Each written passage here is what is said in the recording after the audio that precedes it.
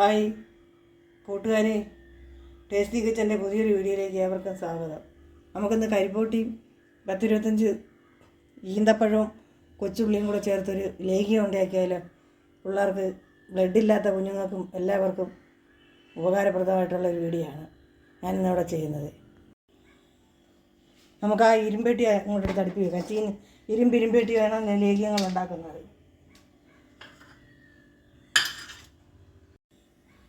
ചട്ടി ചൂടായി, നമുക്ക് ഇച്ചിരി നെയ്യ് ഒഴിച്ചു കൊടുക്കാം.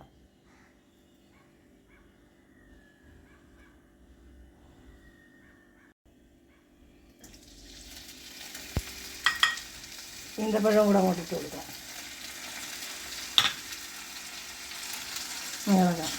ഇനി നമുക്ക് ആ കരിപ്പോട്ടി പാനിയാക്കിയത് അങ്ങോട്ട് ഒഴിച്ച് കൊടുക്കാം.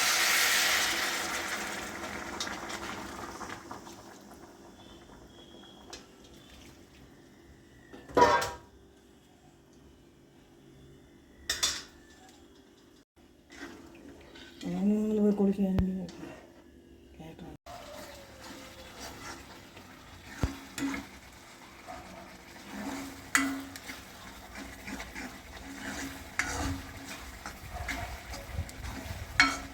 നമ്മുടെ ലേഹ്യം, ഈന്തപ്പഴത്തിൻ്റെ ലേഹ്യം ഇവിടെ ശരിയാവാറായി. നമുക്ക് കുറച്ച് നെയ്യ് കൂടെ ഒഴിച്ച് കൊടുക്കാം.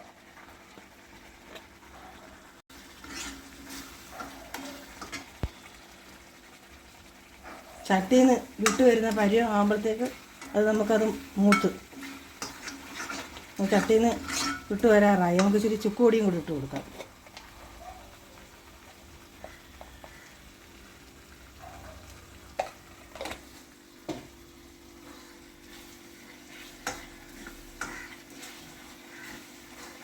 രക്തമില്ലാത്തവർക്ക് ഇത് ഉണ്ടാക്കി കഴിച്ചാൽ നല്ലതാണ്. രാവിലെ വൈകിട്ട് ഓരോ സ്പൂൺ കഴിച്ചാൽ മതി.